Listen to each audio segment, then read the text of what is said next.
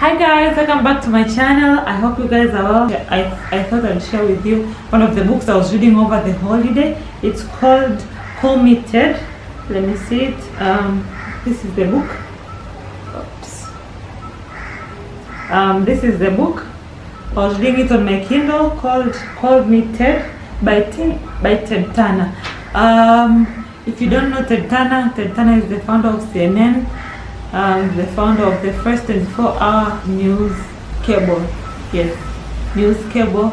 I didn't even know, but yes. So he's the founder of CNN, and I think as of 2016, he was the largest landowner in USA. So he was the individual person with the most land. I think he's since been overtaken, but yeah. So he's a billionaire, and he founded CNN.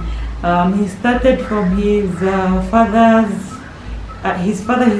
His father had a billboard business, and from there he grew the billboard business, and he formed news stations, a couple of them, and he came to found CNN. So I thought I'll share with you the 5 lessons that I learned from this book, and I hope you enjoy, and maybe you'll get some inspiration to read this book. So welcome. So one of the first lessons that I learned from this book is that set your goals so high that you can't particularly achieve them in your lifetime. Let me read. Set your goals so high so that you cannot particularly always achieve them during your lifetime. This was advice was given by his father. The inspiration keeps him energetic and eager to keep working hard every day, and not only on philanthropy but also on new business ventures as well. So the goal here is to set your goals so high that you can't possibly achieve them. His father had set goals. He had like 3 goals that he had set, and he came to achieve them. Then after that, he was not motivated. Like, okay, I wanted to be A, B, C, and I achieved them. So he was in a state where he didn't know, okay, what should I do more, because he had achieved his goals. So maybe it's good to set your goals so high. Sometimes I think we feel like we want to set our goals, setting goals that are achievable. So you want to set a goal that even if you don't work so hard, you know that you're going to achieve it. But maybe the inspiration here is that set your goals higher that you can possibly achieve them in your lifetime, so that you keep getting motivated. Right now I think he's retired, but he's still opening up new ventures because he has goals that he's yet to accomplish. So set your goals high so that you don't achieve them, but you keep working hard, because if they are low goals, most likely you're going to achieve them. The second lesson that I learned from this book is, as much as yes, you work and maybe you have your career aspirations, it's also important to have a hobby that you work hard towards. So Ted, he's founded this cable news network, and he has all these businesses, but he also had a hobby of selling, and he worked really hard. He was rewarded. I think let me read. I'm reading from the book. I wrote the notes down, so I'm reading. When I began sailing, I lost race after race and nearly died at sea a few times, but stayed long enough and had enough to become a world-class champion skipper. So he had this hobby of selling, and he stayed until he became a world-class champion. So sometimes I think, yes, as much as it is important to have our careers, and maybe we have these businesses that we're running, but maybe we should also have a hobby that maybe take our minds off business, and we can focus on a hobby, and we strive our best to become the best in our hobbies as well. So I think it's important to not only have maybe a career or business or what. It's equally important as well to have a hobby that you're passionate about and you also dedicate some time towards. Lesson number 3 that I learned from this book, and I'm going to read is, you're in control of your own situation until you give up. Do not panic or you will die. So this is an important lesson that we have to learn. In a lot of things that happen, most of the time we want to blame people, or we want to blame other external things, but most of the time the person who is in control is ourselves. So we are in control of whatever situation we're in until we give up. So Ted also writes about the hardships that he would get in his businesses, sometimes to do with politics and whatnot, or he wants licenses that he can't get. So in every situation you're in control of it until you give up. The most important thing that you have to do is to just work hard.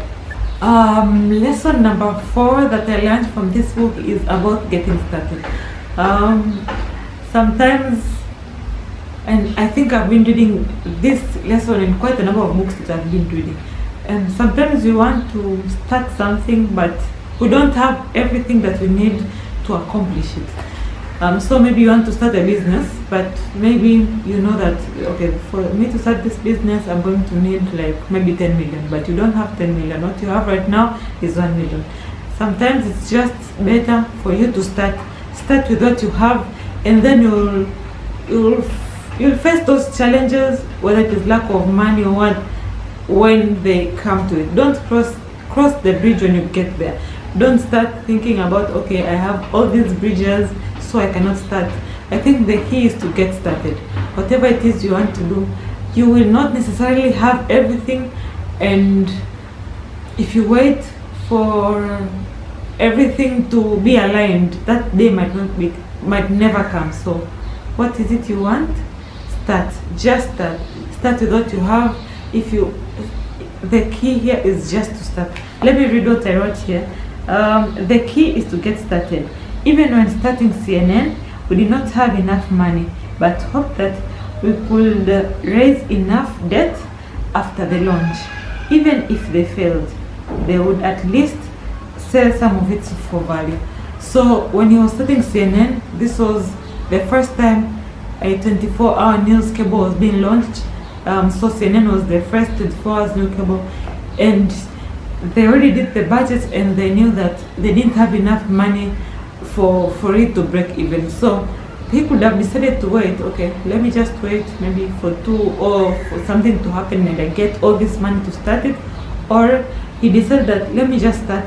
I'm not sure, but I think he had enough money for 1 year of business. So he was like, 1 year or 6 months, I'm not sure. So he just said, let me start with whatever money I have, and I'm hoping that after this money runs out, 2 things are going to happen. Either he's going to, if the channel was going to be successful, then he would be able to convince people or maybe banks to give him debt. Or even if they were going to fail, at least they had something that they could sell. So if they were going to run out of cash, they could, okay, we have a news cable, but we can't continue, we've run out of money, then they could sell it for whatever money. So the key here is get started. How much money do you have? Don't wait until you have everything for you to get started. I think in today's world, aesthetics kills a lot of business ideas. You want something, maybe you want to open a shop, you want it to look perfect before you start. But sometimes this doesn't work. What do you have? What do you have right now? What can you do with what you have right now for you to get closer to your dreams? The 5th lesson that I learned from this book is about being generous. Ted says that people are not born knowing how to give. Giving is something you learn as you grow. So this whole thing about philanthropy, and you hear maybe rich people saying maybe they're going to give out half their wealth, like Bill Gates, Warren Buffett, they're all philanthropists. They pledge to give out a lot of their wealth, but in the end, giving is not something you are born with. You have to learn. So as much as you are blessed, try to give back to your community. Try to find a cause that is near and dear to you, and then you can give out. And giving is not really just about money.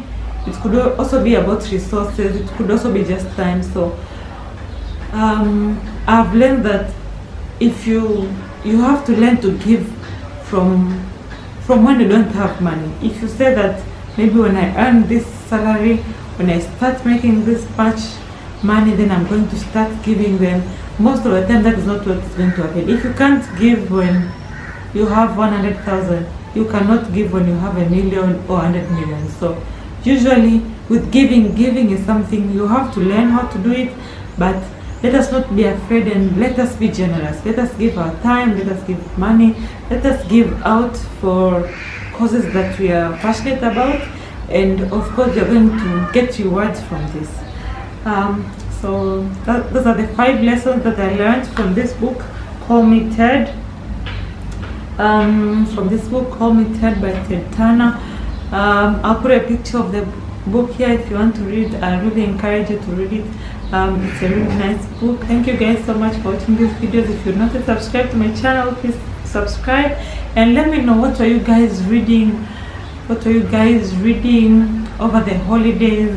Please recommend some books that you'd like me to read, and hopefully I'll read them.